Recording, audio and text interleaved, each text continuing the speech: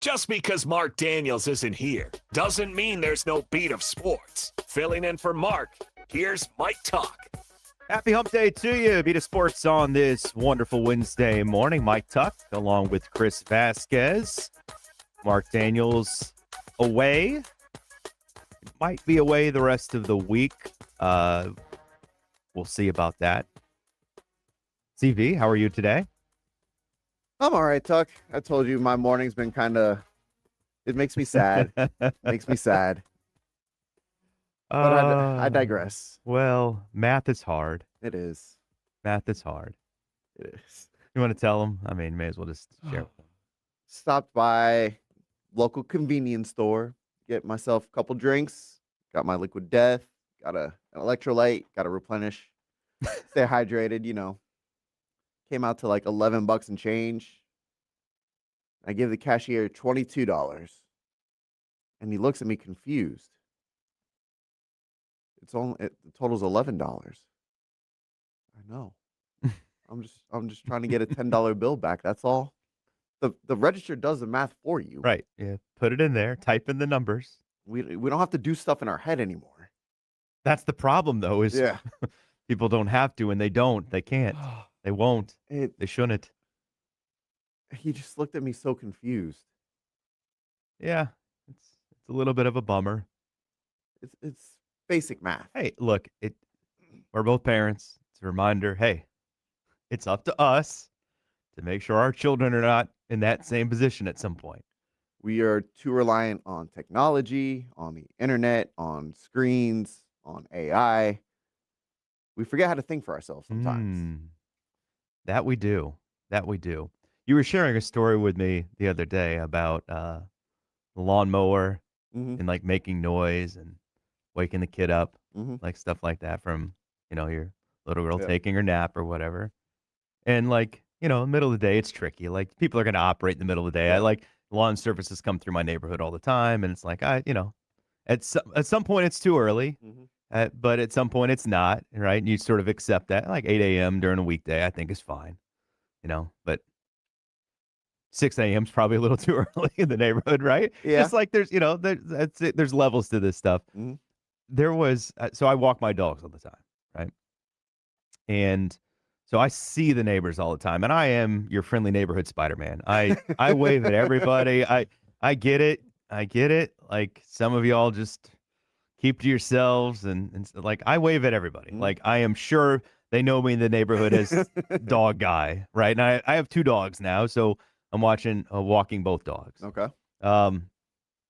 So walking the dogs, and sometimes you walk by a house and you hear ruff, ruff, ruff, ruff, ruff, right? Because the dog's inside of a house. Right. See the dog's outside of the house and they lose their minds. My dogs, like, really, they'll perk their ears up, but they don't react. Like they might see people and react, but like if they hear, they're not really, they're just keep going, right? No big deal. So a guy comes out. He's not in the neighborhood anymore. This is probably a good thing. Yeah, I think it is. He was not the friendliest neighbor, nor was his wife. Not speaking ill necessarily, just saying, hey, they're not the most. But like this had me miffed, right? Okay. This is like middle of the day, right? Just as you're describing. That's what it reminded me of. Middle of the day. Walking my dog. His little Chihuahua thing is going crazy in the house. Okay. Right? So he's outside the house though. Okay. Right. And he goes, hey, man. I said, hey, how's it going? Like surprised almost. Like I just never say it. Just a quiet guy. Even though I wave, like sometimes I'm waving for my own set. I'm getting arm exercises. And he goes, hey, I have a little one inside. So if you wouldn't mind, the dog starts barking. I'm afraid it's going to wake him up. And I'm thinking, yeah. You know what I said? I said, yeah, that stinks. I have a little one myself. I hate when that happens. The dog wakes him up. And I just keep walking. Like, so he's expecting you to just walk somewhere else, right? To keep his dog from barking. And I'm not in his driveway, or if I'm on the sidewalk. And I'm like, dude, that's on you. Get rid of your dog if you don't want your dog. Like, train your dog. Right? I can't control your dog barking. Good Lord. But I was like, well, I was so caught off guard. I tend to be very sarcastic, and so I was, but I did it in a very happy, Like, oh yeah, I know about that feeling as the dog wakes up the kid. I have a little one of my own. Like almost like, dude, I didn't confront him. I just sort of kept going, but I was like, are you serious? Like the rest of the walk, I'm going, did that just happen? Did he say that? Wow. Wow. I'm speechless. Yeah. So no one's allowed to walk, I guess, around his house. Any Correct. vicinity Correct. of the house Because his while dog his little one is yaps. sleeping. Yeah, he's got a yapper. I know. I've never been a fan of Chihuahuas. They are. They all have Napoleon complexes. Except for the Yo Quiero Taco Bell Chihuahua. Love that dog. Yeah. Yo Quiero Taco Bell. You don't have any dogs, right? You've never No, said. not Yeah. right now. Yeah. Not right now. Have I you had do. dogs? Yes. Yeah. Yep. Had Cocker Spaniel, Boxer, Retriever, Australian Shepherd. Oh wow! All at the same time, or No. well, you're Throughout not my life. that old. That's a lot of dogs to have. Well, the Boxer and Boxer and Cocker Spaniel were my dad's. Okay. And then when I was with my ex, she had the Australian Shepherd, Okay. the flat-coated Retriever, and a Belgian Malinois. So you've had 2 at the same time and 3 at the same time. The Australian Shepherd passed, and we got the Belgian. Okay. But yes, pretty much 2 dogs at the same time. Okay. Very good. I love dogs. Me too. Dogs are awesome. Mm-hmm. I'm more of a big dog guy than a little dog guy. I love I think it's the Staffordshire Pit Terrier. I'll show you a picture. Is that hyphenated? What now? I'll show you a picture. They look like pit bulls, but they're a little bit more muscular looking, but they have the cutest face. My wife and mother-in-law decided to spend my money. This just happened like a week and a half ago. Not telling me, by the way, because they know what my answer would have been. Right. To run ancestry tests on all the dogs. Okay. My mother-in-law just got a little pup the same time we got our dog, because of course that made my wife convinced we needed another dog in the house, which I don't begrudge. By the way, it's a Staffordshire Bull Terrier. Okay, I wasn't taking notes. That's okay. I'll re-rack the tape. And so yeah, they ran DNA tests on the dogs. And to find out they're much more muddy than I knew my older dog. She's definitely, I mean, the vet was like, that's some kind of hound. And she is predominantly, foxhound or something like that. And then there's like 6 other mixes beyond that. But yeah, they're all, and it's, kind of reflective of what's all, right? They're all got 18 hyphens in them at some point. Very few purebreds out there. I don't care if my dog's a purebred or not. No, it's fine. I didn't even care. It's like, all right, I love the dog. Dog's great. Yeah, as long as he's good with the kids. Yeah. Not going to cause any harm if I take him for a walk. Correct. I don't care. Right. Yeah. They play with each other. They love people. Mm-hmm. They love us. Love the kids, like you said. That's all you ask for. That's all I need. That's all you ask for. But yeah, I don't even want to ask. I didn't even ask. Should I have asked how much? I don't even. My wife said it was on sale. Oh God, no, don't. I don't even want to know. Don't ask. I don't want to know. I won't miss the money if I don't know what the money spent was. I have a feeling if you find out how much it is, it might annoy you. It's more than it's more than I would have, because I would have spent $0 on it. Correct. I would be the same way. Yeah. So, yeah, but I know now. At least I know it's 18% this and 14% that. I should go. You know what I should do for your sake, because you wanted to explain to me the hyphens in your dog. I should go and chart that for you so you can see how many hyphens appear in my dog's lives. Okay. By the way, there's no hyphens in Staffordshire Bull Terrier. It feels like there needs to be. At least a comma? No. That's a mouthful. It is. Staffordshire. Yep. That's all one word. Bull Terrier. Bull Terrier's 2 words. Yes. So it's 3 words. Yes. Okay. Just look up that dog, and that's the kind of dog I want. Matt Stafford. Bull Terrier. That's my kind of dog. Your dog sling, no look passes? No? I could teach him. You should. Your dog fetch? Of course. Okay. The little one, Nova is her name. Okay. She's pretty good at fetching. Nice. All my other dogs know how to run after the ball, it feels like, but none of them know how to bring it back to me. they lose interest. They get it. They look at me. Squirrel. Yeah, I'm good. Yeah. So what do I have to do? I have to go get the ball now. But Right. Noah's pretty good. She'll run it back to me and all right, throw it again. Throw it again. Nice. Yeah, I like that. Of course. I like that. That's how fetch works. All right, so you brought this up to me after we left the air yesterday that Zay Flowers, right? Mhm. You served as my ESPN athletic apps, letting me know shortly thereafter You're welcome. that Zay Flowers, as I'm driving to work yesterday, signed a new mega deal with the Baltimore Ravens.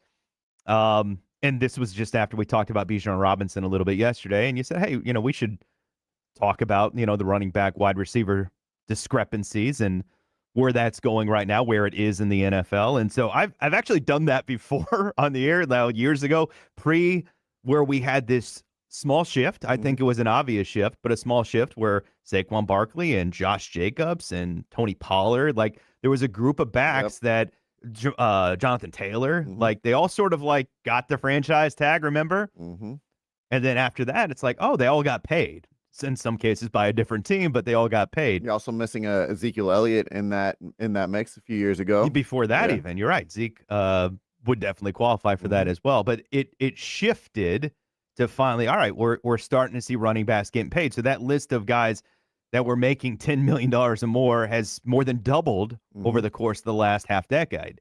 But give me some thoughts on really what Zay versus Bijan. And it's not necessarily an argument that running back should be paid more, but that too many wide receivers are being paid. I'll explain that coming up next on the Beat of Sports.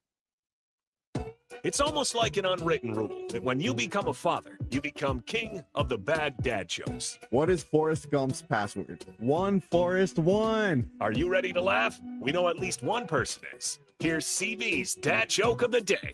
That's so great. All right. So I have one joke, but I cannot remember if I've used it or not. Well, I'm only here so often, so I won't. I'll save that one then. The for odds are in your favor that I haven't heard it. I know for sure I have not used this because one, so this is not necessarily tune-in radio for Mike Tuck, based on your efforts when I'm here. You are I couldn't help myself. You are too difficult. All right. Oh, Mark's going to break, and there's nothing left to listen to. Wow. All right. I think you'll like this one. I'm sorry. Are you though? All right. I won't hate it. You probably. Let's will. set the bar lower. What vegetable is cool, but not that cool? Oh God, this feels like a poor setup already. What vegetable is cool but not that cool? A radish. Like radish. That joke killed in the 80s. That's so good. Oh boy.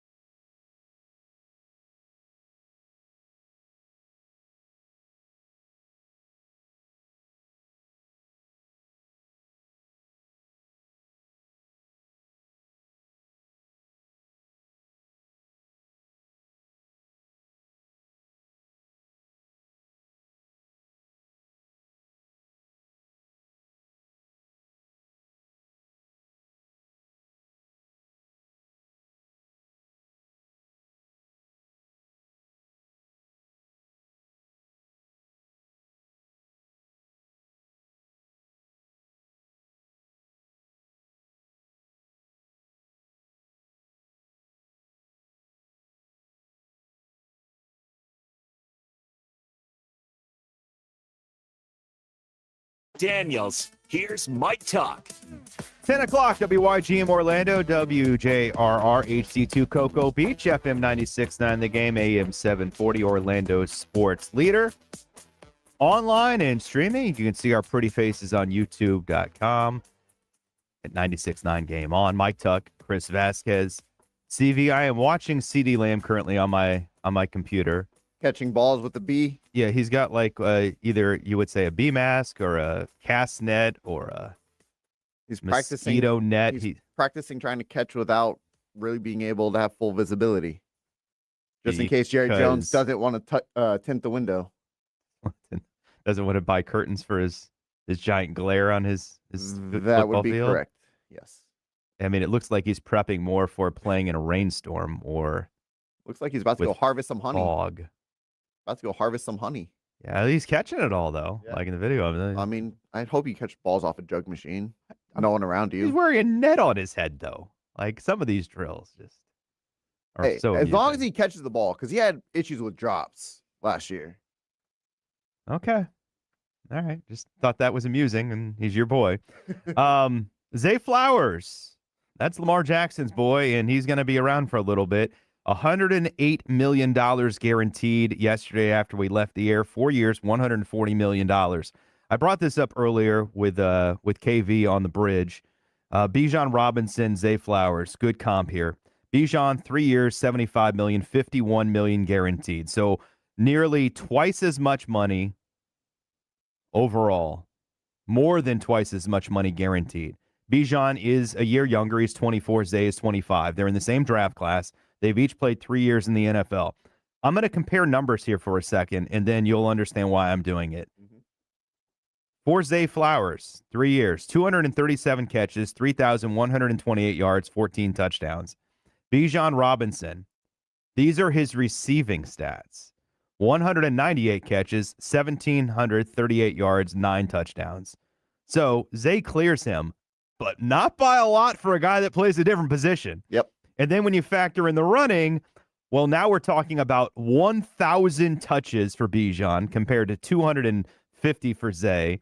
We're talking about almost 5,500 yards, more than 5,500 yards for Bijan compared to 3,300 yards for Zay. And we're talking about 34 touchdowns to 16. Guys, like, I'm not against receivers. And I am pro running back. You can give me the label if you want to. But really what it is I'm pro talent. I'm pro usefulness. I'm pro elite. One of these guys is arguably the best at his position and should be paid as such. The other guy is now being paid as the fourth best wide receiver in all of football. And there's not a planet, including Earth, where that is the case. Zay Flowers is really good. He is his team's best wide receiver. But he's far from irreplaceable. And he's certainly not in the category of the three guys above him and JSN, Jamar Chase, and Justin Jefferson. But really, to me, the running back versus wide receiver conversation is even more complicated, right? Because there has been this idea, right? There was the whole, hey, a rushing champion hasn't won the Super Bowl since, right? And I didn't look this up. I know it was Emmitt Smith for the longest. I don't know if Terrell Davis won it the year he won Super Bowl MVP with Denver or not, but you get the idea, right? So that is sort of like been what's been dismissive. Dime a dozen, tailback. You can replace them with anybody. And then you get situations where Isaiah Pacheco, a 7th-round pick, is the running back for the Kansas City Chiefs, right? Or New England is throwing out a cluster of tailbacks, right? You have one guy in James White that catches the ball. You have LeGarrette Blount, who you're borrowing, who got cast away.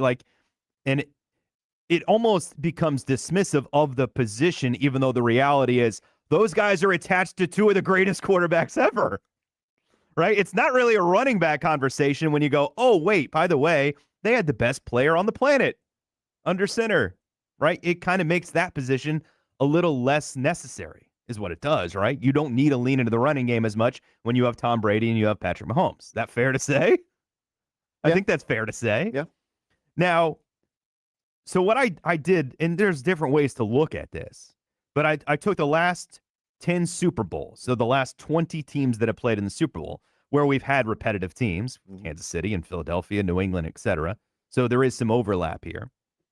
But there have been 8 Pro Bowl wide receivers that have participated in the Super Bowl, and there have been 6 Pro Bowl running backs.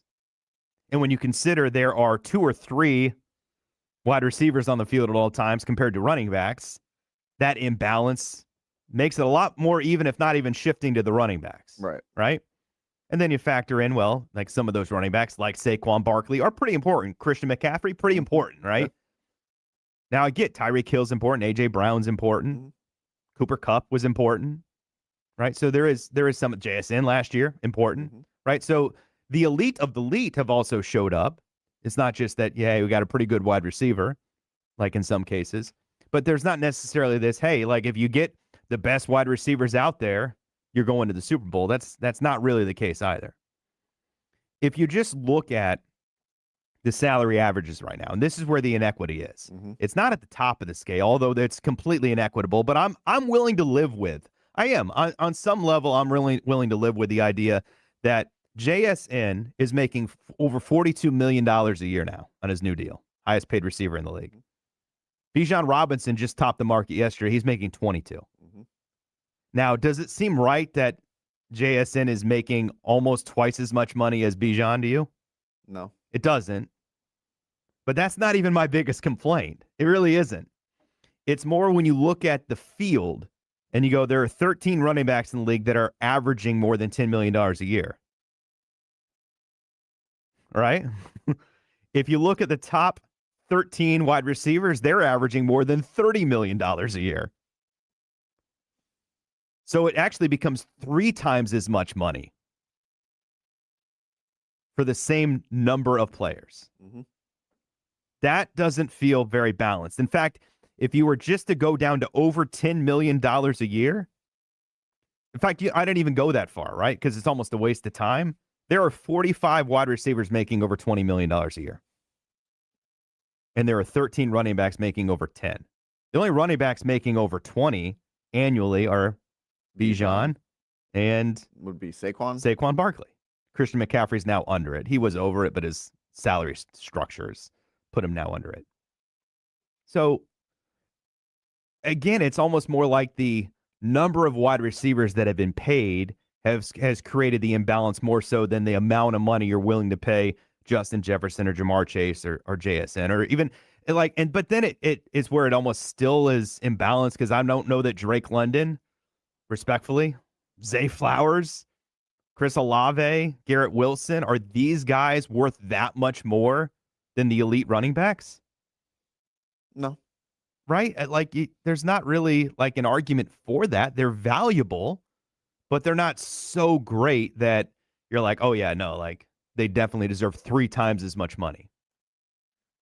The only thing I can think of is that because the receivers help out your largest investment, that being the quarterback, that is where the... Well, do they, though? How would they not? An elite running back doesn't help out the quarterback equally, if not more so? No, because you're paying for what? You're paying for stats, right? That's what you're paying for. Stats and wins, right? I guess on some level, yeah. Well, running backs aren't giving you stats and wins? If you're handing the ball off, that's not helping a quarterback stats.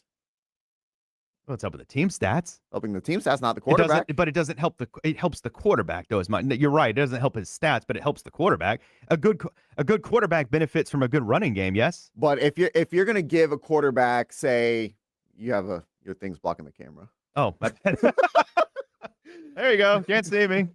If you're going to pay... Waving my papers around just so... If you say you're paying Patrick Mahomes what you're paying him. Yeah. But he's only averaging 22 touchdowns, 3,300 yards.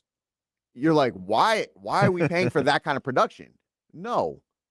You want to see more production out of your quarterback, which comes from the receivers, the tight ends. Yes, a receiving back will help, but for the most part, you want to see the inflated stats from the quarterback to help with your investment. I think you're partially right. And this is where I've made this different argument in the past. I don't want to make it a quarterback where we're going with it necessarily, but the quarterback on a drive, right, is charged with the play calling in some circumstances, right? Especially if we're in some kind of hurry up. That's usually coming from the Bradys, the Mannings, et cetera. Like they're out there, they're looking at the defense, they're deciding what plays we're running and where we're running them. So a great quarterback's going to put you in a position to gain the most yards you can gain, right?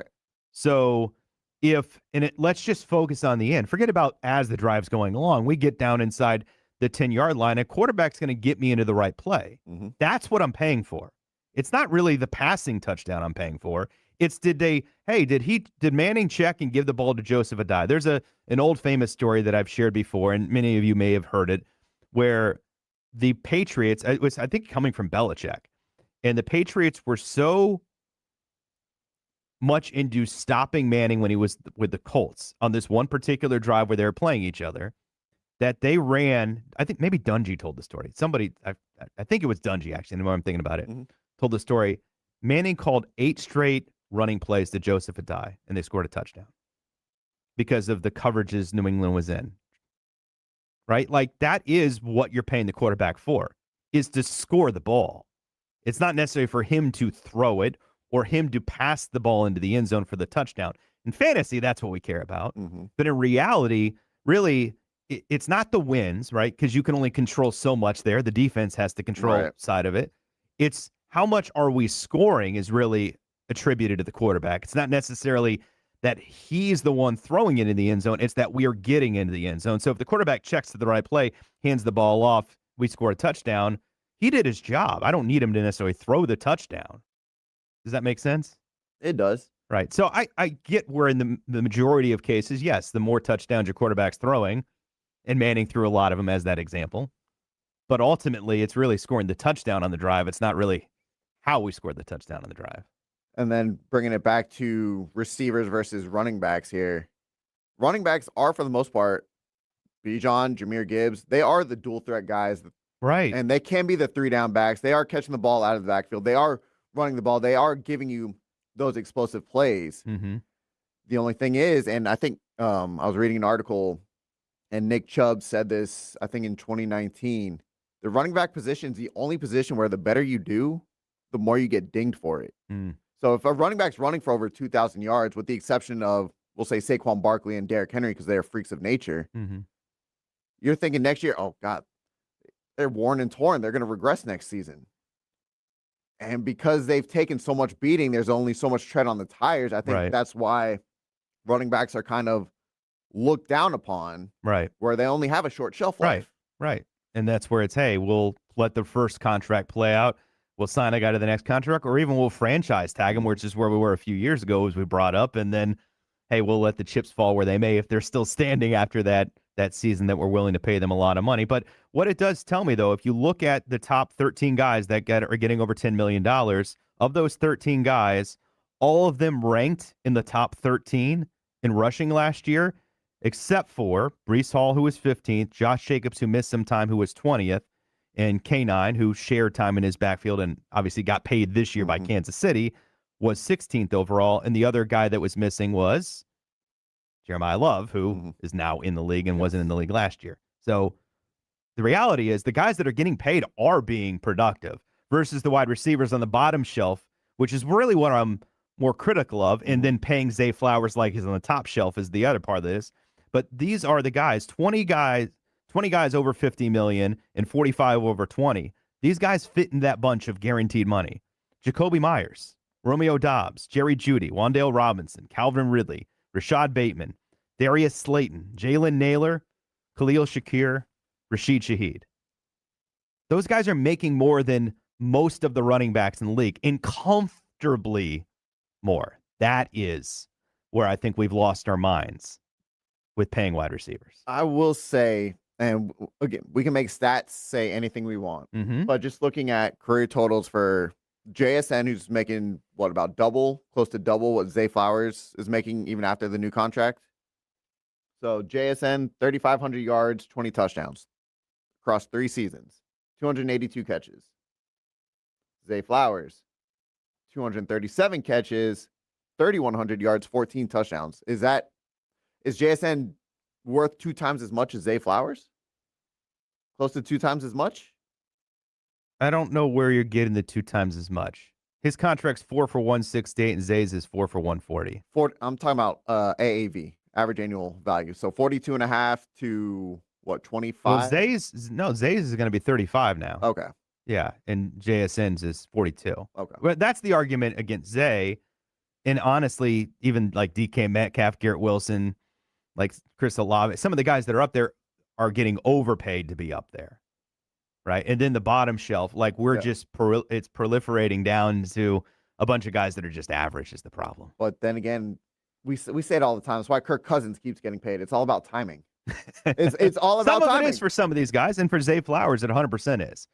But, even as a Ravens fan, you're happy Zay Flowers is under contract, but you're also going, is he as good as some of the guys that he's getting paid? He's not, frankly. No. There's no argument for that. Keith Smith will join us next. Why are there still so many free agents out there who can contribute to teams, and what are we waiting for? We'll discuss it next year on The Beat of Sports.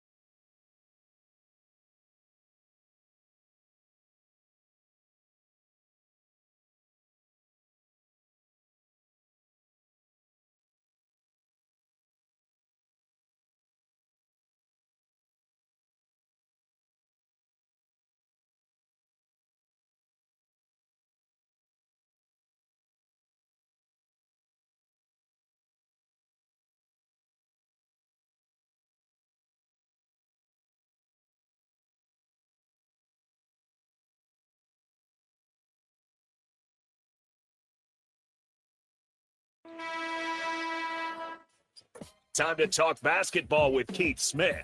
The latest on the Magic and around the NBA. Follow Keith on Twitter at Keith Smith NBA. It is Sports FM 96.9, the game AM 740. Mike Tuck in for the vacationing Marc Daniels here on this Wednesday. Keith Smith hops on with us now. The dust has mostly settled, Keith, in NBA free agency, but still, as we look around, there's a lot of names on the table, and the majority of those that are prominent are restricted free agents. I know we've had the restricted conversation before, but when will something give, and when will we see several of these key free agents find a new home?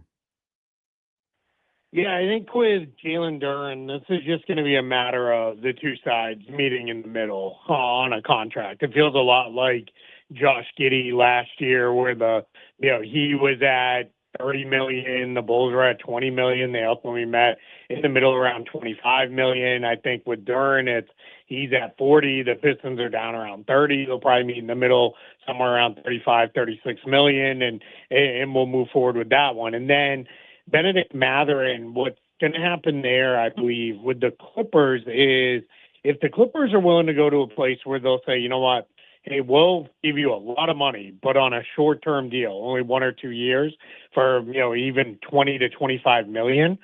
Because for the Clippers, what their goal is to have cap space either next summer or the summer after.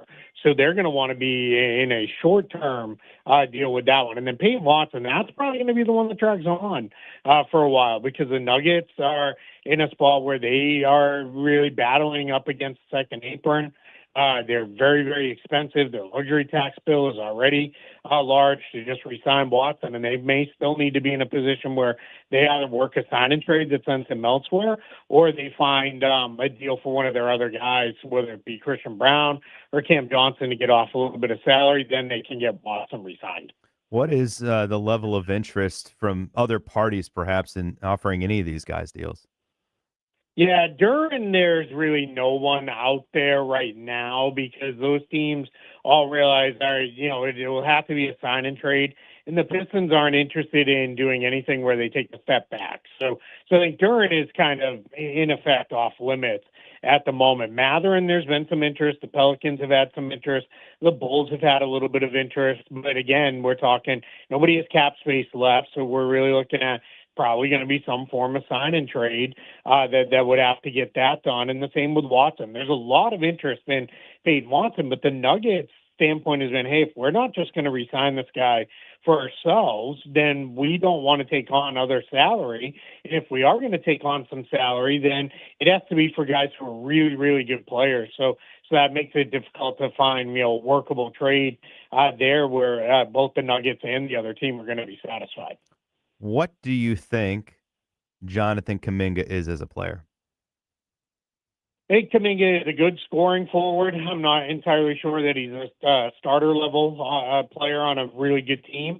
I think there's a chance he's better as a backup scoring forward, somebody come in and give you 15 points a night, off the bench, and because he doesn't do a whole lot else. He's not a great rebounder. He's not a good playmaker. He's never really developed into a very good defender. And even as a scoring player, he's not super efficient. It's not like he's a guy who's going to get to the free throw line a lot or get a lot of 3-pointers up. He really needs the ball in his hands. He's going to soak up a lot of usage to get his points. So I think we're in a position with Jonathan Kuminga.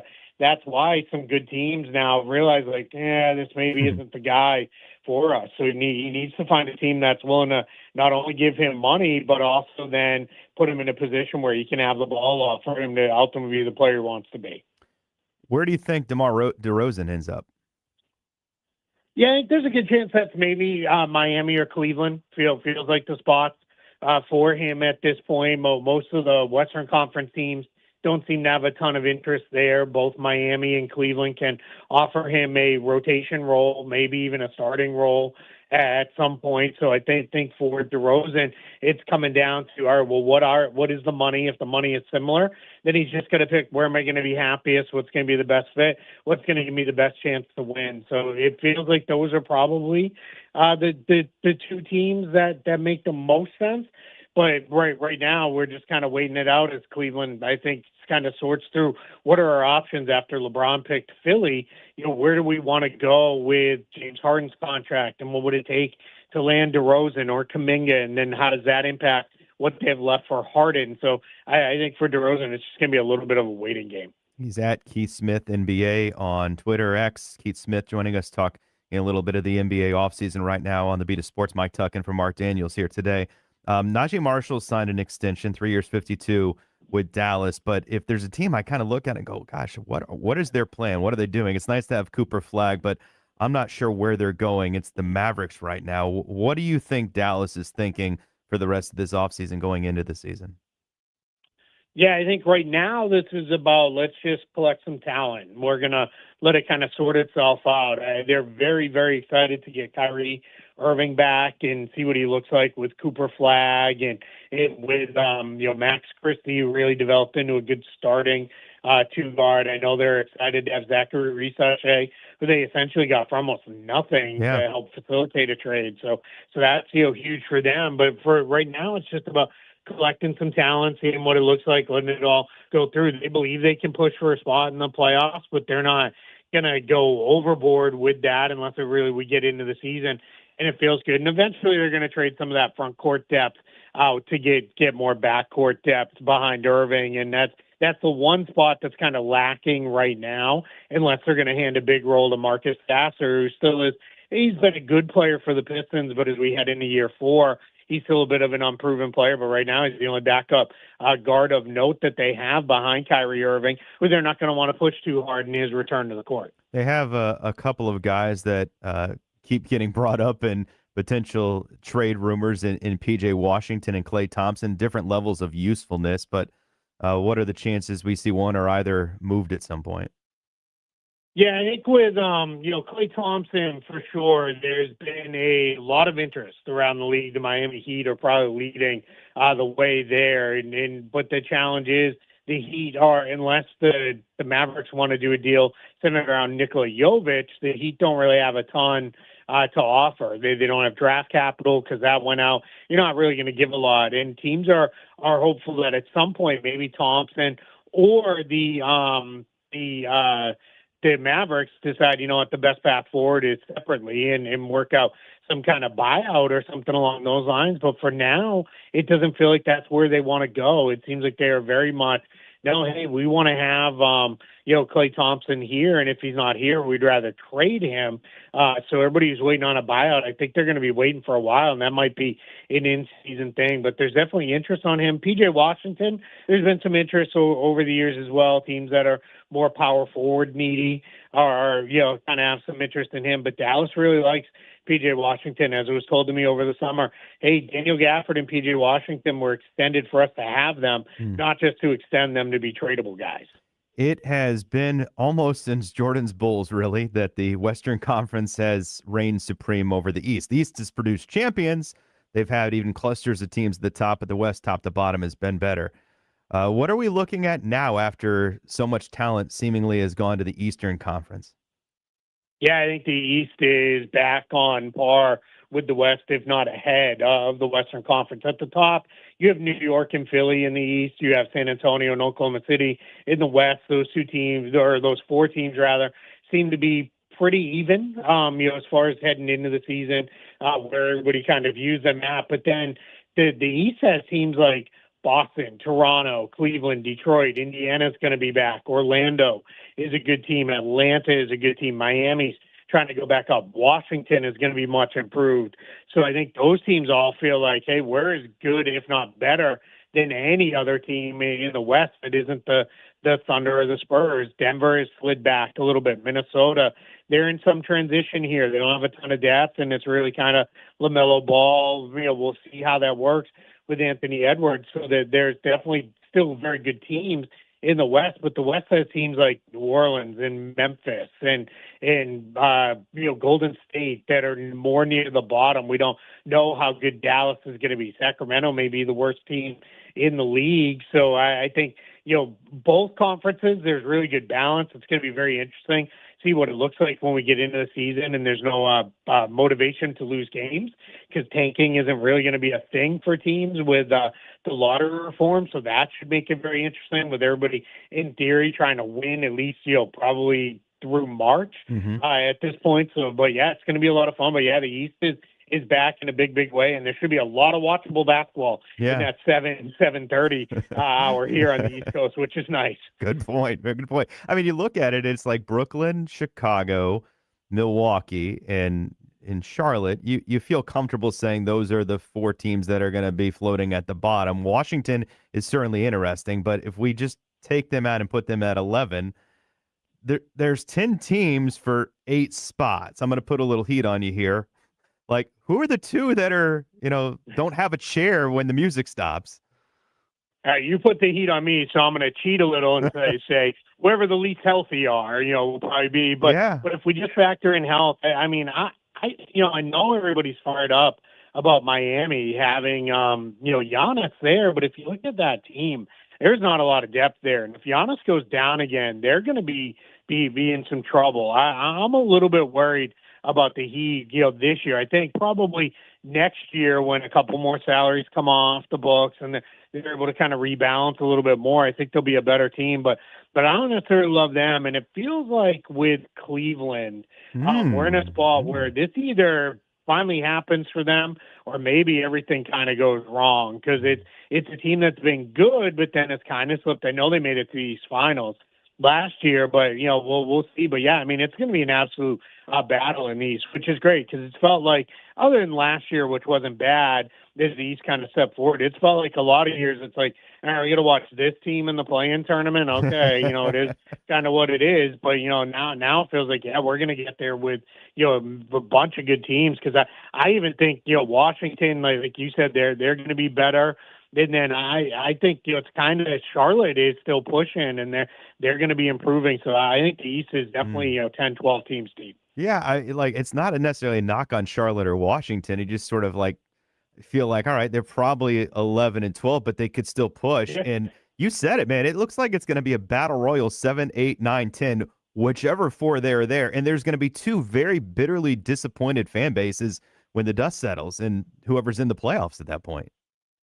Yeah, without a doubt. I mean, that's going to be an absolute, slugfest, like you said, in the Eastern Conference, which is a lot of fun. And I think the teams at the top are going to be looking at it and saying, man, it is not an easy path. No. To get through. Normally it's that number 1 seed is kind of sitting there with like, all right, whoever gets through the play-in tournament. But as we saw last year, the Magic are up 3-1 on Detroit. They had a chance to take them down. The Knicks, who ended up winning the title, they were down 1 to Atlanta. Boston got knocked out in the first round as the number 2 seed. So, I mean, it's definitely a deep conference. And it feels, really good, because I think the teams in the West, the teams that I think we still feel like they're going to be pretty good, it feels like there's a lot more questions about a lot of those teams than we've had in past years. And I think with those teams, it's a lot easier to see. I can see how this all kind of goes wrong for those teams. So yeah, it's been like you said, it probably is back to Jordan's Bulls, maybe even the first three-peat of Jordan's Bulls, where the East was definitely as strong, if not stronger, than the West. And this as well as anybody is like everyone maybe that doesn't follow the Celtics as closely. Oh, they made a bad trade and Jaylen Brown. But they're essentially trading Jaylen Brown for Paul George and Jason Tatum and Mitchell Robinson. Like, to me, that's an improvement on a team that was the 2 seed a year ago.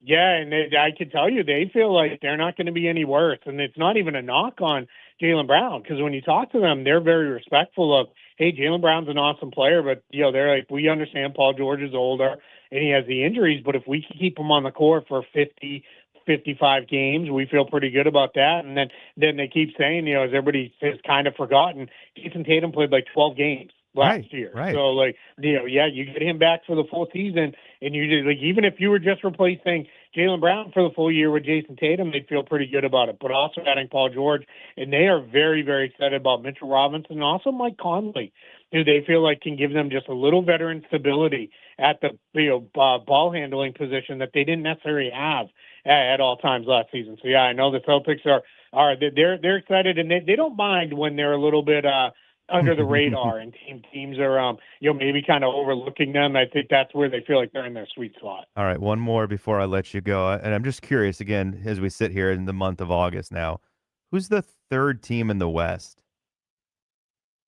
I'm still gonna go with Denver just because of Jokic. Like, he's so good that's the one that I think I trust the most. But we talked about it. Peyton Watson still remains unsigned. Not entirely sure what's happening there. And I think Minnesota is a team that's gonna do what they can to kind of remind everybody, hey, like, every year we seemingly get counted out. This year we made the big swing with LaMelo Ball, but I think they still feel like they're really good. I know the Lakers are excited about what they put together with Luka Doncic, Austin Reeves, and then all their offseason additions. But I still trust Denver the most. But it's just more kind of trusting in the infrastructure there and in the greatness of Jokic. Good stuff as always, Keith, man. I appreciate the time this morning. I appreciate it. Thanks so much for having me. At Keith Smith, NBA, great follow, great information, really good with salary cut stuff there, working with Spot Rack. So check him out online, and we always enjoy having him on the show. I promised you guys all week long here a fantasy football segment. CV, here's an interesting nugget for you, all right? I'll tease this as we're going to talk about quarterbacks, all right? You ready? All right, let's go. All right, so last year, the top 5 fantasy scoring quarterbacks, only one of them was in the top 10 in scoring the year previous. So the challenge I've issued myself is to give you 4 guys that were not even in the top 10 that will finish in the top 5 this year. Top 5. Top 5. 4 guys that finished top 5. Okay. That weren't even in the top 10 a year ago. You ready? Let's do it. You're going to challenge me, but this is going to be fun. That's coming up next year on the Beat of Sports.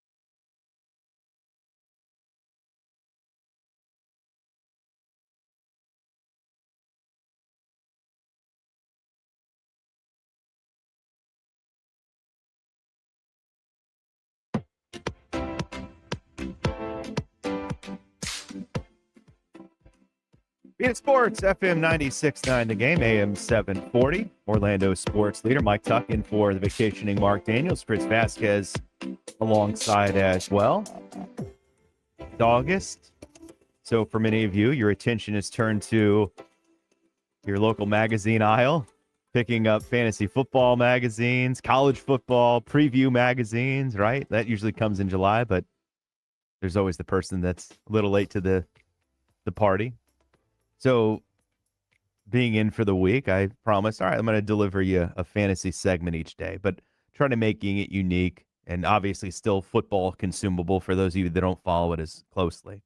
So I did a little bit of research on the quarterback position. Now, this is over the last 2 years, but I find it to be interesting. Everyone's scoring is different, right? I'm just basing this on my most prominent league's scoring setup, which is similar to most leagues that are half-point PPR, and it doesn't even matter for a quarterback spot. Right. So in 2024, I'm going to go back 2 seasons here, and then and this is why I'm presenting it this way. I'm trying to give you sleeper quarterbacks. Okay. And this is why. In 2024, the top 5 quarterbacks in order were Lamar Jackson, Joe Burrow, Baker Mayfield, Josh Allen, and Jaden Daniels.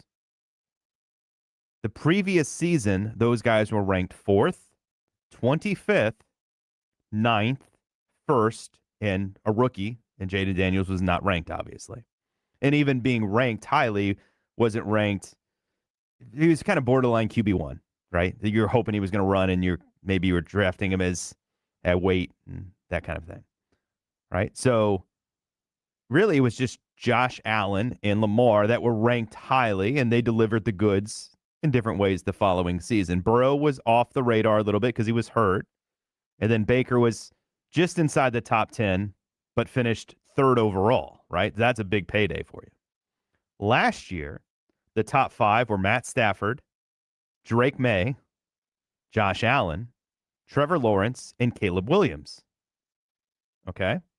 Well, Stafford the previous year was 19th. May was 22nd as a rookie. Allen was 4th. Lawrence was 29th. And Caleb Williams was 16th. So Allen was in the top 5. He was 4th. The rest of the guys weren't even in the top 16. In other words, if you waited last year on quarterback and selected, you probably did really, really well. Which is kind of like the old adage, right? Especially in one quarterback leagues, which are certainly the majority, right? I play in a 2 quarterback league, but the majority are 1 where you're going to wait. And it really paid off last year if you took one of those guys later.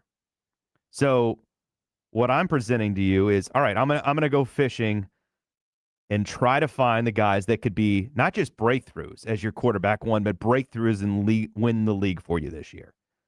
All right, try to find the Matt Stafford or the Drake May. Okay.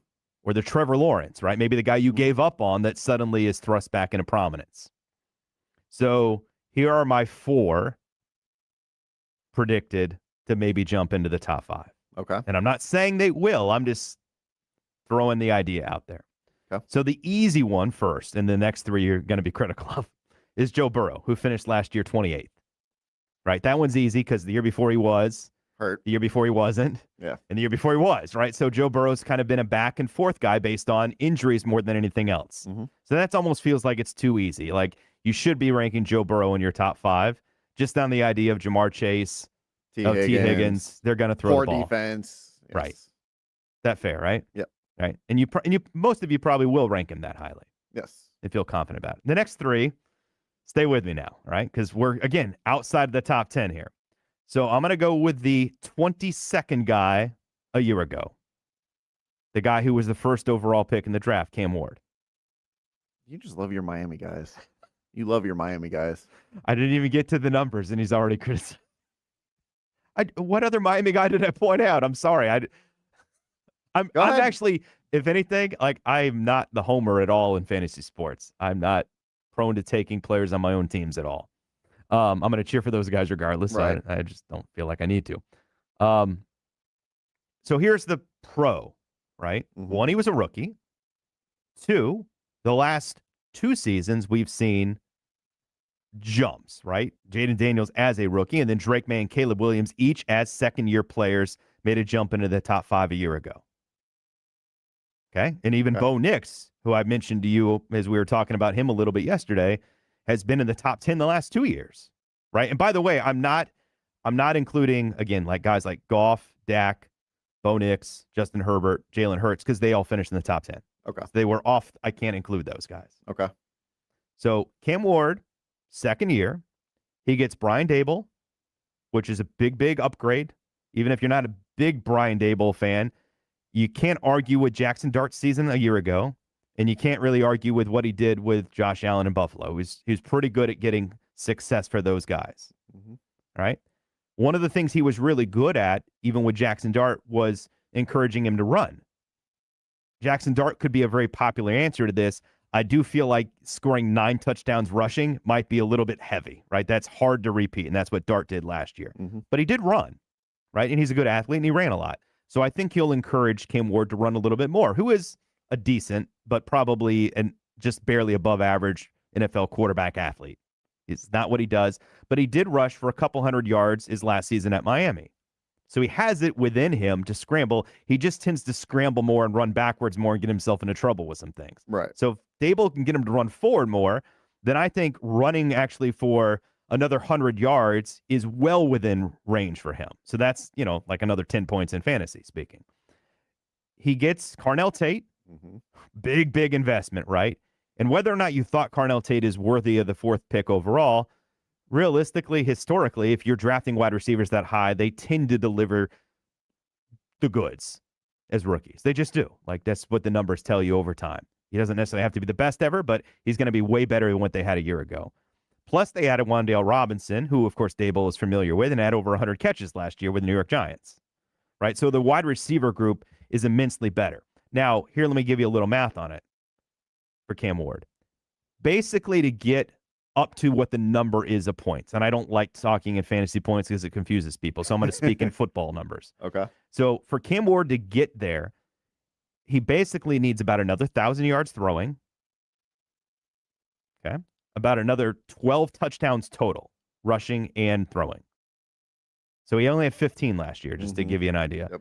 And about another 100 yards on the ground. And that's going to put him right there.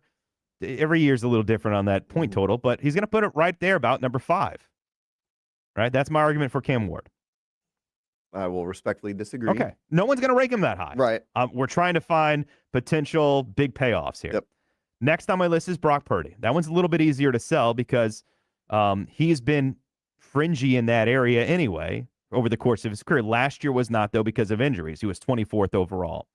Right? So if you look at previous finishes or even last year's finish, points per game, right? Which is really a better barometer than just overall points because it takes out games you're not playing, which, by the way, you're just putting another player in, right? So if guys miss games, you're not taking a 0, you're putting someone else in their place. Right. That's something we always should remind ourselves of. Brock Purdy's been 7, 11, and 4 in points per game. So that's my sell there, right? He's, even last year, even though he missed a bunch of games, he was still 4th in points per game. So if you drafted Brock Purdy and were playing him, you did really well last year. I'm a Brock Purdy fan, but God, San Francisco's just they're all hurt. I mean, the electrostatic is going to get him, is what you're saying. The electromagnetic substation, yes. Yes, they're going to get Mike him. Evans hurt, Christian Kirk hurt, George Kittle out. Their rookie Dejon Stribling hurt. He threw it 100 times to McCaffrey last year. Christian McCaffrey had 100 catches last year, so maybe that's what we'll do. All right, so that's my third guy. I can get behind Purdy, though. Huh? I can get behind Purdy. Okay. It's going to be difficult. Again, injuries are brutal, but I can get behind Purdy more than Cam Ward. Okay. And then my last one is Malik Willis. Go ahead and say I'm a homer now. No, go ahead. All right, so worst quarterback or worst receiving room in the league, but go ahead. Malik Willis finished 45th. He was nowhere near. Obviously, he was a backup for the majority of the season last year. Never thrown more than 100 passes in a season. I don't even know. He's been a backup since he's left Tennessee, right? And was even a backup there a lot of the time he was in Tennessee. All right, so here's my pro argument for Malik Willis. And no, the receivers aren't the argument on his behalf here. But someone does have to catch the ball. As much as we might disrespect anyone's receivers' rooms, like I heard this little nugget, the fewest receptions per game was 17. And that was from the Ravens last year, who were very obviously run heavy, run centric. So, like, even if you have a low threshold for, hey, they're going to run it a ton, right? Mm-hmm. It's still, you're dealing with, you're going to throw it. And here's the thing with Miami versus Baltimore here. They're going to be behind a lot, right? Mm-hmm. I'm not convinced you the Dolphins are going to be good. They're not. I'm a Dolphins. They're not going to be good. They're going to be really bad. So they're going to have to throw it a lot. They're going to be behind a lot. Mm-hmm. What does Malik Willis bring to the table, which you're always looking for if you're drafting fantasy quarterbacks? Upside? Which comes from what? Throwing the ball? No. The other one.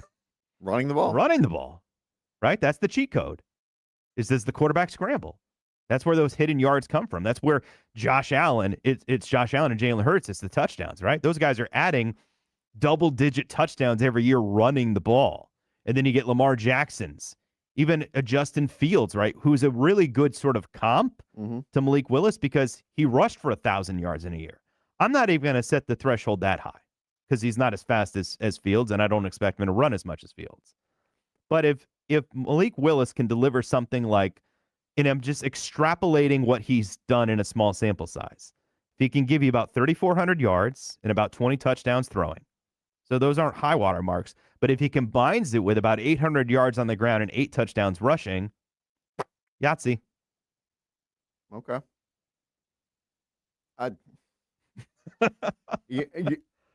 That one might be the most outlandish of the bunch. I thought Cam Ward might have been more outlandish than him based on your reaction. No.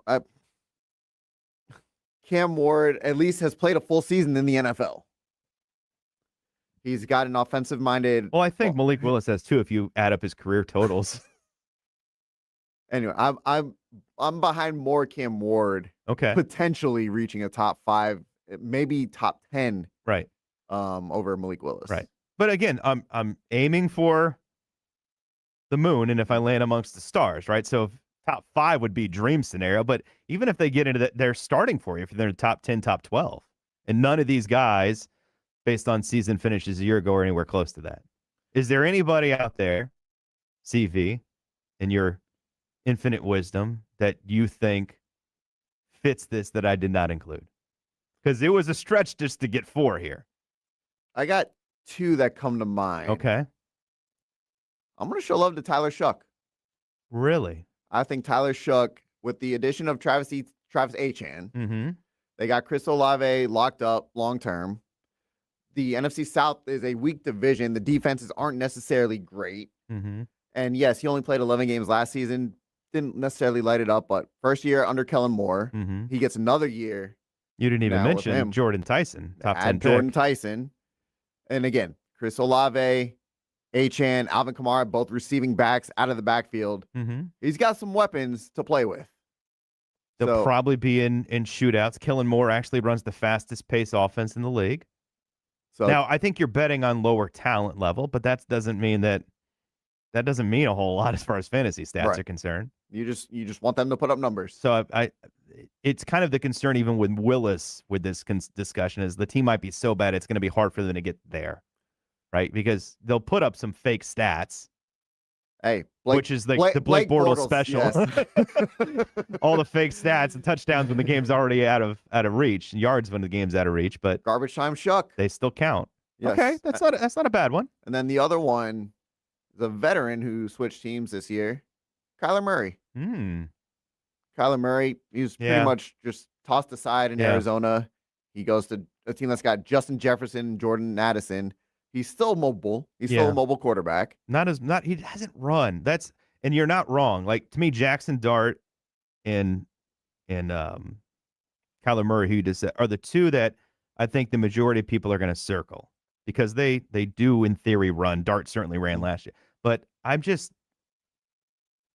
think everything on paper makes sense for Kyler Murray, except for I don't believe in Kyler Murray. I don't. Like he got benched for Jacoby Brissett in Arizona. His time was done. He got benched for him because he wasn't as good as Brissett. That's what I can't get out of my head. And if I'm wrong, I'll just live with being wrong on him this year. Sometimes you just need a change of scenery. Sometimes a change of scenery is all you need. And they also added Juwan Jennings from San Francisco. No, I on paper, you're 1,000% correct. I don't think the running stats will return, and I don't just trust him as a quarterback. I feel like we've already peaked on him 3 years ago. And if I'm, again, that's one of those you can live to be wrong on, because it's not like you'd be drafting him all that high. In fact, you probably would draft him as maybe your quarterback 2 even, or as your 1 and then immediately take a guy right after just to insurance yourself. But Well, those would be my 2 guys Okay. that could potentially slip into the top 10, maybe top 5. I think Murray's got more of a chance to make it top 5 yeah, fantasy appearance than Tyler Shuck does, Yeah. but those would be my Those 2 are good sleepers. ones. Those are good ones. Well, hopefully it gives you guys something to think about, because if anything else, again, like if you just look at the numbers, the investment in the property has not paid off the last couple of years. And where we were starting to maybe get attracted to those guys again, we're not seeing the success rates we once had. So something to think about. It's 11 o'clock, WYGM Orlando, WJRR, HD2 Cocoa Beach, FM 96.9 The Game, Orlando's sports leader. We'll be back with the news next.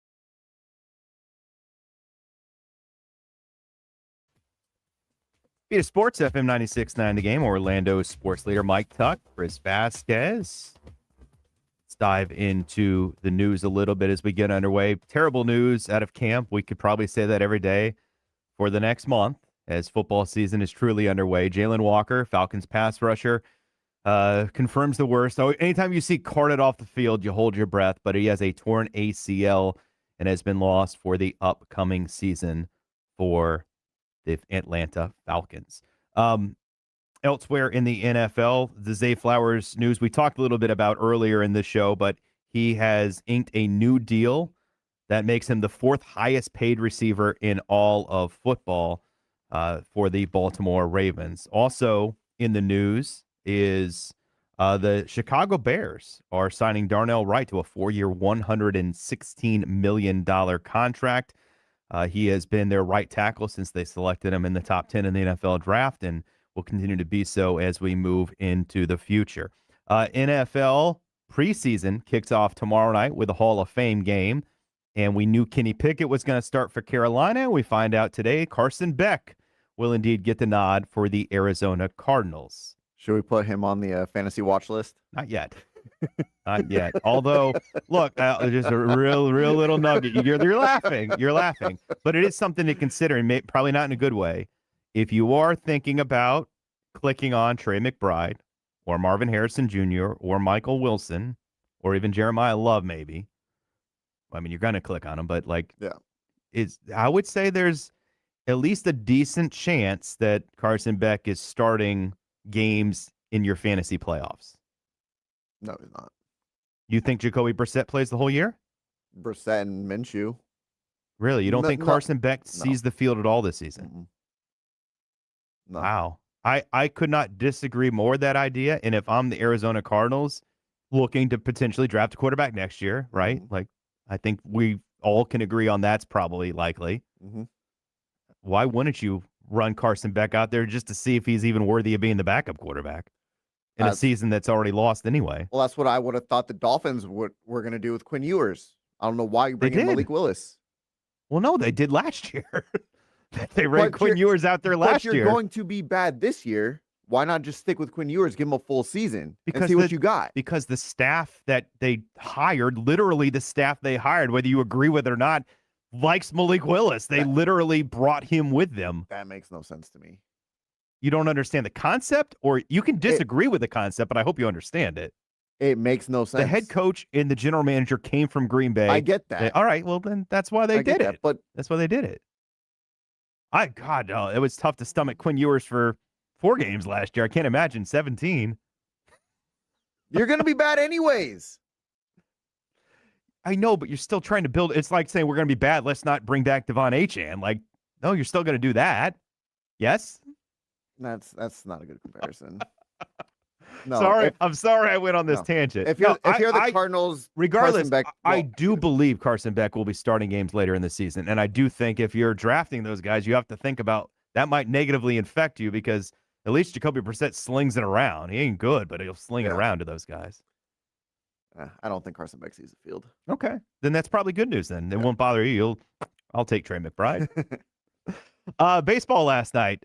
Trade deadlines passed, right? And we got to see some debuts. Let's start with the Tampa Bay Rays, who made several moves, including acquiring Freddie Peralta. Now, I did say this in criticism of Tampa, is you're taking a big chance on a guy who's had a bad year. Mm-hmm.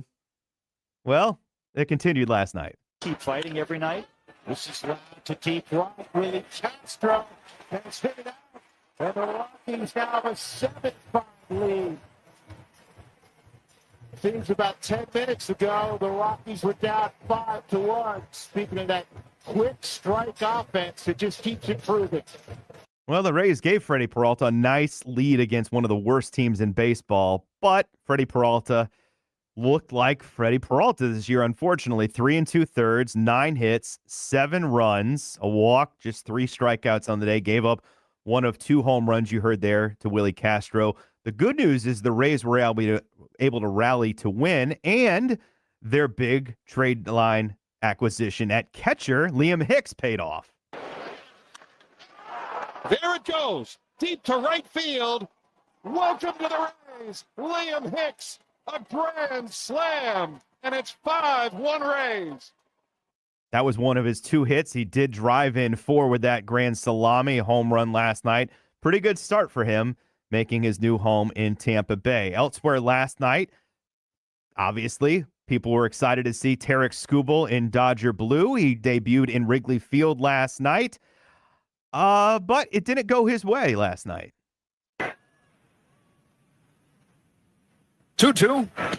And a strikeout. Sinker at 99 to get Crow Armstrong. And that's how he begins his time in a Dodger uniform.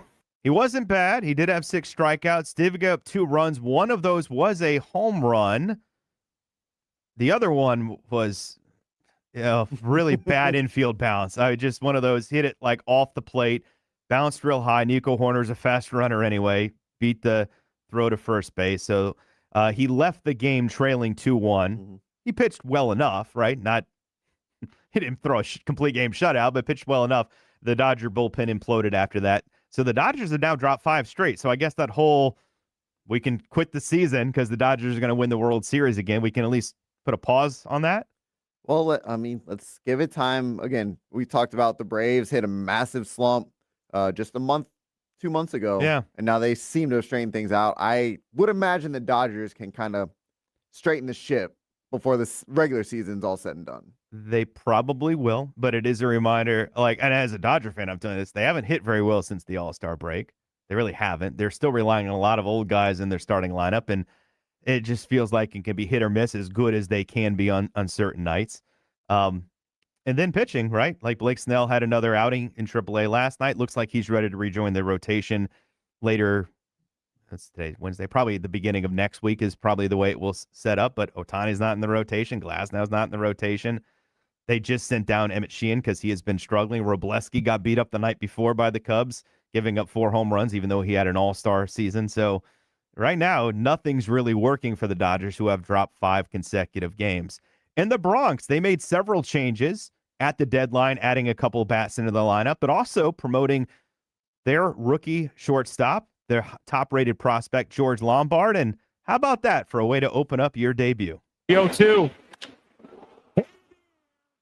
Left field. Torres back. George Lombard Jr. has entered the yard and left it. How about that? And by the way, it's so cute and funny. I don't know if you saw this. His younger brother made his debut last night in Single A. Wouldn't you know it? He hit a home run too. I believe his parents were at both games, or at least his dad. No, I think I saw his dad there at both games. I do not know that part of it, but I know at least he was there for the Yankees, for George Lombard. Yeah, pretty cool moment for the Lombard family. Yankees were able to win 2-0 last night. Weathers pitched a gem against the Cardinals at home. So that is your news for the day. Top 25. That's also in the news, but I'm saving that for the next segment here. Who's overrated? Who's underrated? Let's play the game. And how we've screwed this up in the past. Let's see where they might screw it up again with this poll this year. That's coming up next here on the Beat of Sports.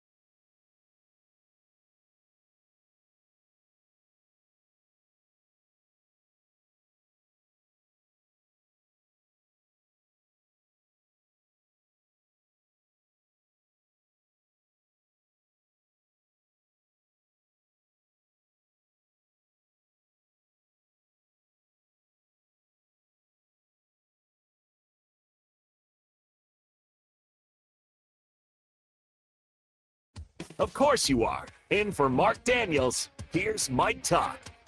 It is Sports FM 96.9 The Game. Chris Vasquez with me this morning as well as Marc Daniels enjoying some well-earned vacation. Always appreciate Mark allowing me the opportunity to sit in and talk sports with you guys. You can watch us on YouTube as well with our stream up at 96.9 Game On. I left it out of the news, but it is always big news. We can't get enough of college football here in the city beautiful in the state of Florida. The college football coaches poll debuted yesterday. I joked earlier on the bridge, I can't wait for the AP poll to come out and have 24 of the exact same 25 teams. Nobody's ranked more than 2 or 3 spots away from where they're ranked in the other poll. It is such a copy and paste for the 2 polls. Now, I get it. There's so many people voting. Like, not everyone is in the group thing. Do we even need to have these polls? Yes. Why? 1, we enjoy it. 2, do they have any sort of merit on the upcoming season? They have none. Okay, so then we don't need But hear me out here. Hear me out. The AP and coaches poll don't mean anything at all, even during the year. Right? They mean nothing. The only poll that matters is the College Football Playoff Committee's poll. So, again, I ask, why? Because they've been doing it since way before our grandfathers were born, and they're going to keep doing it. Okay. All right? It has no merit. And ideally speaking, again, the reason they start the playoff poll so late into the season is that this doesn't have any influence. It has an influence on the way the AP and coaches vote throughout the year, because if you're ranked high or a loss, you're not going to drop down as far. Sometimes it takes 3 losses for, if you're ranked high enough, to fall out of the top 25. Given the way the world is today, does having the little numbers in parentheses next to your name mean that much more to television and the viewing? So is that, maybe that's why we have these polls in? It's easier to sell, yeah. I mean, it's not really why we have them. I mean, the other part, to be honest. I should say why we keep them. I mean, we crown, regardless of what some people think, we actually crown the champion based on the results of these polls. Those are the ones we recognize are those 2 polls. So now they're going to do what the playoff committee, they're going to copy that at the end of the year. Not necessarily for the entirety of the entirety of the rankings. There's not even a rankings released after, because it doesn't matter. Mm-hmm. All we care about is who's number 1. Right. So regardless if you thought Miami should be 2, it doesn't matter. Like, all right, put them 2, put them 10. It doesn't matter. They're not 1. The poll was released. You don't want to have any fun, huh? I just don't get it. No fun. What are we doing? They've been doing it forever. There's no need to stop doing it. There just isn't. Like, don't we? It's not hurting anybody. As we move forward in time, don't we evolve? Isn't that what we've done? We don't need a 12, a 16, a 2014 playoff, yet here we are. Well, we did evolve. I mean, it used to be a top 20 poll, and then they made it a top 25 poll. We could evolve it to more. We could make it a top 35 poll if we wanted to. And maybe we will. Maybe that if we ever go to a 24-team playoff, maybe they will. Maybe they'll expand the poll to be reflective of, like, who's close. Of course. I mean, we can see it anyway. Others receiving votes is available. So we actually know. We can do the math and go, oh, Florida is 27. They don't get a number next to their name, but they are 27. If these polls hold no merit, they are not needed, then we don't need them. But, okay, continue. Continue. I need it, CV. I need it in my life. Okay. I'm good with it. Okay. But they've been more wrong recently than right. Right? We haven't picked number 1 overall correct since 2017, when Alabama actually fulfilled the prophecy and ended up finishing number 1. And that was even during an era, right, where it was kind of like a pretty good chance you were going to pick correctly. It was Alabama. It was eventually Georgia, Clemson. Alabama and Clemson alternated for a few years there. I mean, it wasn't like it was hard to pick the top team, but it is hard. Ohio State gets the honor. And comfortably so, which surprised me a little bit. 38 first-place votes for the Buckeyes. They were the clear separation for them as the number 1 team in the country. Oregon came in at 2, Georgia 3, Texas 4, Notre Dame 5. Indiana, the reigning national champion, was 6. And I said the funny thing with Indiana is they had the second most first-place votes. Well off of 38. They only had 14, but that's double what Georgia got at 7. So there's this feeling, at least from the coaches that are voting here, that Indiana is either 1 or they're 15. That's what the math says. Like, you're either like all in or all out on Indiana this upcoming year. That's all the first place votes. Miami comes in at 7 with no first place votes. A&M is 8. Oklahoma's 9. Ole Miss rounds out the top 10. The Gators are not ranked, but as I mentioned, they would be 27th if we keep counting votes. And the Noles, you like Florida State? Like, I do. they'd be 40th. I don't see a reason why Florida State would be in the top 50. Right. And they got 13 votes. Now, 13 is a tally based on, like, it could be 13 25th place votes or, you know, how the math works. Like, but they'd be 40th. They got votes. I don't know that the 40th team in America. I would question that as well. Yeah. No UCF. That's not a surprise. No USF. Losing their coach and their quarterback. That's not a surprise. The SEC got 9 teams. The Big Ten got 8. The Big 12 got 4. The ACC got 3. Notre Dame, no group of 5 teams. I mentioned the inaccuracies. 14 of last year's top 25 in the preseason poll didn't even finish in the top 25. That's not good math. That's below 500.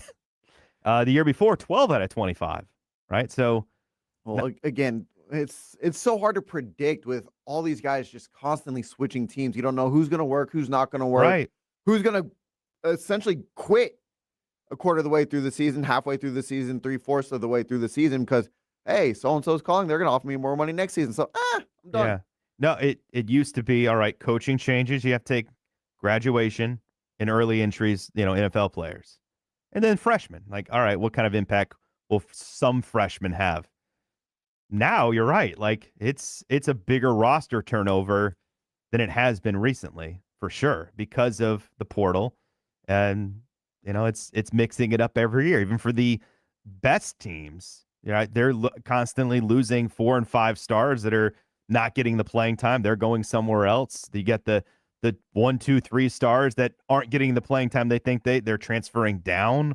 You got the 2 stars at the group of 5 schools that are transferring up because they excelled the year previous. And, you know, those are the ones you really feel good about, right? Go ahead and get your money, get yourself a better opportunity, if you will. But that's the way it sits. The 4, I'm going to give you 4, right? 1 from each here, of the Power 4 conferences that are not in the top 25. It won't surprise me if they end up in the top 25. And who knows, maybe even in the playoff. And it's hard for, frankly, the SEC because you got 9 teams in the poll. So I'm basically choosing the 10th or 11th best team. I'm going to go South Carolina. They came in after Florida. So on paper, I'm choosing the 11th team.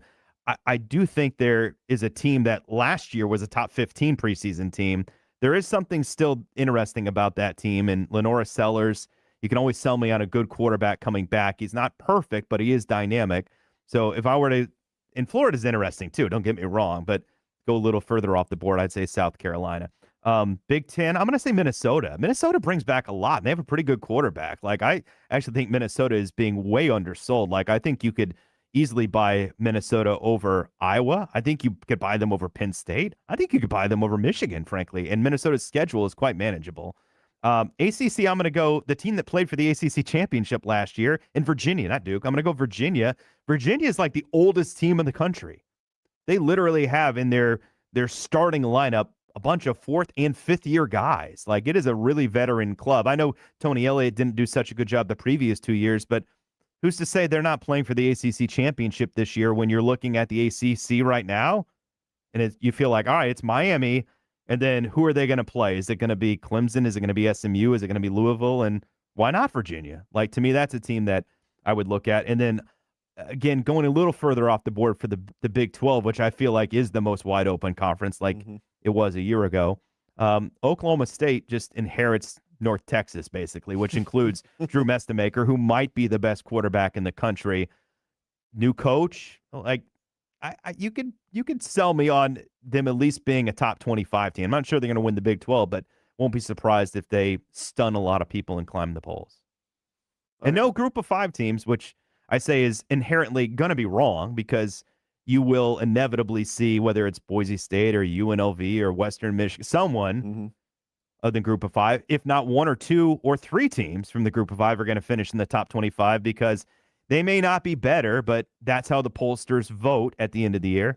And they'll put a 10-2 or an 11-1 team of that group of 5 over, teams that have 4 losses from the power conferences. Well, just looking at I'm going to switch gears here a little bit. Yeah, Just looking at the top 25 here, what kind of stands out to you? Because to me, like all the turmoil with Michigan, and yet they're still 16th in the country, that's a bit of a surprise. Yeah. For as much love as Miami continues to get, 7 does seem kind of low for them. Mm-hmm. Those two things just right off the bat stand out to me. Well, I do think Miami didn't get a first place vote, which maybe is a little surprising.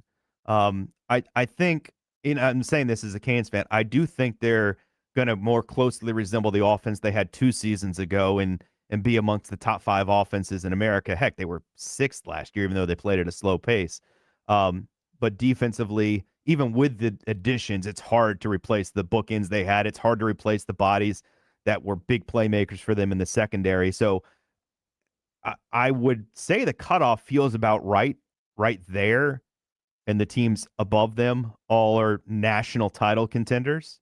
And below that, I have big questions about A&M, so it feels like a natural cutoff point. Inevitably, there will be a team that emerges below them, if not 2, that will become national title contenders. I'm with you, Michigan. I like the Kyle Whittingham move, but I feel as though that's a team that's probably a little overrated. A&M, I feel, is probably a little bit overrated. Texas Tech, I feel, honestly, is a little bit overrated. LSU feels a little overrated. USC has such a tough schedule. I feel like they're probably better than 14, but man, they have to play the hardest schedule in the Big Ten this year. So that, when you got Ohio State, Oregon, Indiana sitting in front of you, and you're playing those schools, that could result in being where you're at. BYU's one of those teams that's probably a little underrated because they have a great chance to be just 10-2 or 11-1 even this year, I think. Another thing that kind of stands out to me, I'm going to equate this team to Justin Herbert. That being Notre Dame. We always give love and show love to Notre Dame, yet big games, and it's just no show. I don't know that that's fair. They just played for the national title 2 years ago. They were 10-2 last year. They lost 2 heartbreaking games to A&M, who frankly scored the game-winning touchdown on a play where there was a clear and obvious holding penalty. Every Notre Dame fan would tell you that. And came back against Miami in Miami and lost on a field goal at the end of the game. So, and they got a cupcake schedule this year. It is easier. They got to play Miami at home, and they got to play BYU. If Notre Dame goes, I would say this: they were 10-2 and missed last year. If they go 10-2, but they win one of those 2 games and are just upset in another game, they're probably going to get in the playoff. I'd be surprised if they don't. If they lose both of those games, that's where it gets a little dicey, like last year, because they lost to A&M and Miami. They both squeezed them out, basically, right? They lost the 2 games. They needed to win one of them, and they would have been in comfortably. So I disagree, because I do think Notre Dame's really, really good. I do. I think they're appropriately ranked. They always seem to be good. Marcus Freeman's doing a great job. I love Marcus Freeman. Yeah. Notre Dame's just that team. Like, even if they make a national championship, it's like they don't belong. They played, a good game against Ohio State. Ohio State was better, but I don't think anyone looked at it as though, like, when they played Alabama in 2012. That was just disgusting. But that wasn't necessarily their fault. It was Alabama was that good. Like, someone had to be the sacrificial lamb, so to speak. I'm just like Notre Dame, and then even in the playoff when they lost, Clemson beat them pretty good, but then Clemson won that. Like, they lost to teams that were clearly better to them. Like, I think Notre Dame, and we said this earlier on the bridge today, like, it's the balance of power is definitely more spread out. There's not, forget it, before the year starts, there's only 3 or 4 teams that can win it. It feels now there's more teams that can win it, and certainly more that can be in the playoff. And because the season's longer, it just adds to the idea of, hey, like, who's going to make it through healthy? Mm-hmm. Who's going to avoid, inevitably, college football filled with upsets? Who's going to avoid stumbling, And that happens, right? Miami almost cost themselves a playoff appearance last year because of 2 tough losses where they didn't play very well. And that happens. Indiana, credit to them. It didn't happen to them. Mm-hmm. But we saw it in other cases. But yeah, Ohio State, remember, They lost their last 2 games last year. Now, it was to the 2 teams that played for the championship, but they did lose their last 2 games. I would not put them at number 1, personally. I still think it's got to be the team that won it all. That should be at number Why? 1. Why? That's last year. I don't subscribe to that. I think this is what I think of a preseason Again, poll. these polls have no merit. They don't. But you want to know what this has always been my idea with the preseason poll. It changes in week 1. Once you get a game under your belt, it changes. But this is just predictions to me. You're just laying out how you predict the season's going to go. That's the way I've always treated it. Is, all right, I'm predicting Ohio State to win the national title. I'm picking them number 1. Mhm. Once the season starts, like, throw it out, crumple it in a ball, and now I'm just ranking them based on what you're saying. Okay. Chris doesn't want us to have anything nice. Chris is like, I'd rather just plain vanilla ice cream, Give me my Kenny Pickett white and Carson Beck. walls. You want Kenny Pickett and Carson Beck? Yes, give No, me you Kenny. don't. No, you don't. You do not. Over on under a number of plays you're going to watch tomorrow night. The game will be on. How Are you going to closely watch I'm- it, though? How Is it closely like, I'm are you watching is playing with your another daughter on the thing. floor while the game's Yeah. on? You're not even paying attention to it. I will be at a friend's house. I mean, I promise if I'm here on Friday, and I think that's what the plan's going to be now, we're not going to break down the game. I'm not going to hold you accountable, but I got a feeling the over-under might be a couple of series for you. It's going to be on. Okay. All right. What do we want to do here? What do we want to do? See, I know what I wanted to do. I wanted to ask you something. So the quarterback tiers we talked about yesterday, I do want to bring something up with you real quick when we come back on that, all right? So we'll do that coming up next year on the Beat of Sports.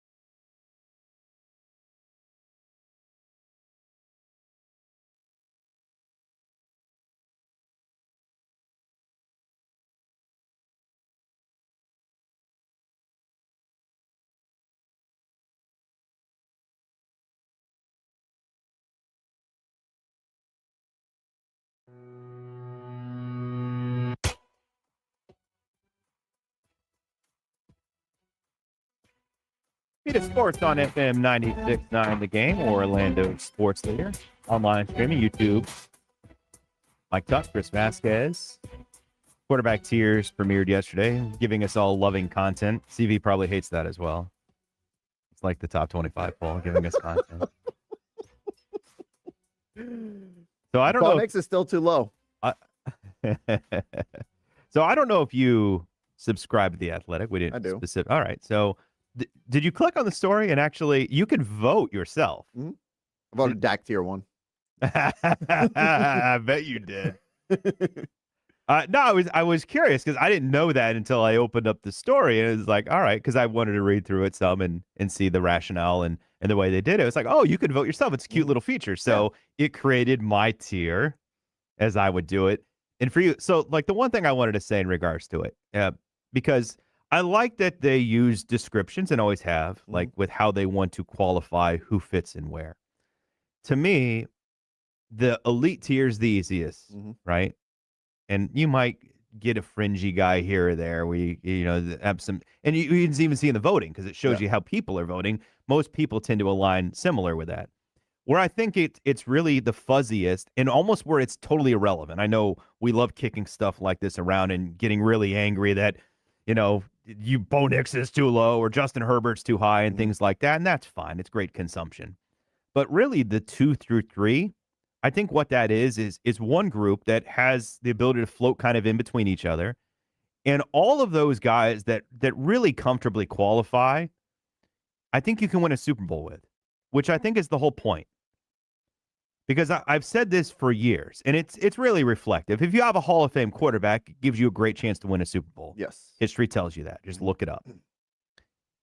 But you can win a Super Bowl without one. You don't need a great quarterback to win a Super Bowl. It helps. But you do need a quarterback to play great. You do need Eli Manning to be great. You do need Joe Flacco to be great. You do need Brad Johnson to be great. Trent Dilfer. One of the greatest defenses of all time. They only needed him to be a little bit good, honestly.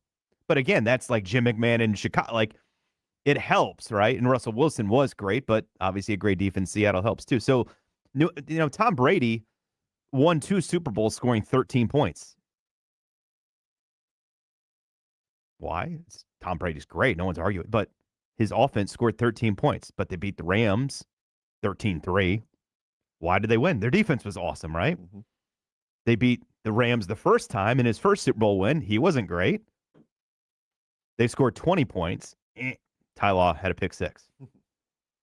You know what I mean? Like, you don't necessarily. So, to me, as much as we debate it, right, as long as you're 3 and above, it just requires more of your surrounding cast the lower down that list you go. But you need more of a complete team. Yeah, it's just become so interchangeable. Like, the differences is, even as we were arguing yesterday, between 23 and 8 is negligible. How many would you put in the elite tier? In tier 1? I had just the same way they did. I had Allen, Burrow, Mahomes, and Stafford. Now, again, this is where the voting is the voting, right? If you're basing it off of last year, Mahomes isn't there. If you're basing it off of what you think this year is going to be, Mahomes is there because you're just going to go on precedent, and there's clearly precedent, right? And so you're always going to have differences. Same way I said top 25 poll. Some people treat it as these are the most talented teams I see right now versus what I think this end of the year is going to look like. And others like myself go, no, I'd rather just lay out what I think the end of the year is going to look like, and then we go from there. So there's always going to be that difference. I would say I wouldn't have Burrow in tier 1 just because I can't trust him to stay healthy. I get it. But I would still have Stafford, Mahomes, and Allen. Right. Well, I would maybe argue against your own logic and say Mahomes maybe shouldn't be in tier 1 because, one, he didn't play awesome, and he also got hurt. That's been 1 year out of his career. Where Burrow's been hurt multiple years, and outside of the one Super Bowl run, you really haven't done much. Right. Well, yeah. I mean, individually speaking, he's done well, but yeah, the team obviously has not. But again, how much do you put that on the quarterback versus? But maybe that factors in too, because if you feel like he's not able to carry a bad defense, then that's an indictment on him, and so your tier 1 becomes. Although you put Dak in your tier 1, right? So no, I did. Dak ended up actually. I put Dak in tier 2. Yeah, I had him in tier 2. But my tier 2 was a little smaller. My tier 3 was a little bigger. That's how I ended up with it. But it is fun, right? And it's fun to throw around and have these discussions. But I do think as long as your quarterback's pretty good, you just need him to play great when the moment comes, and you can win. Back to wrap things up with notes and quotes next.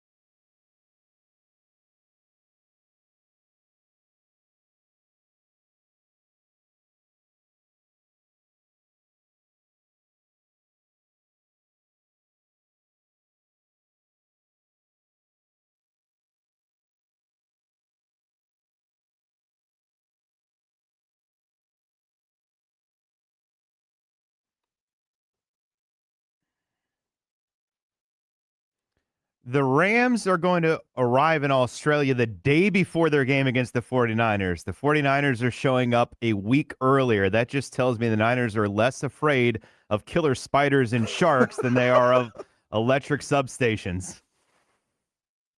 And with that, I bid you adieu. Chris Vasquez, thank you, buddy. You got it, Tuck. Plan is for me to be back here tomorrow. So look forward to that tomorrow. The Herd coming up next. Have a great one.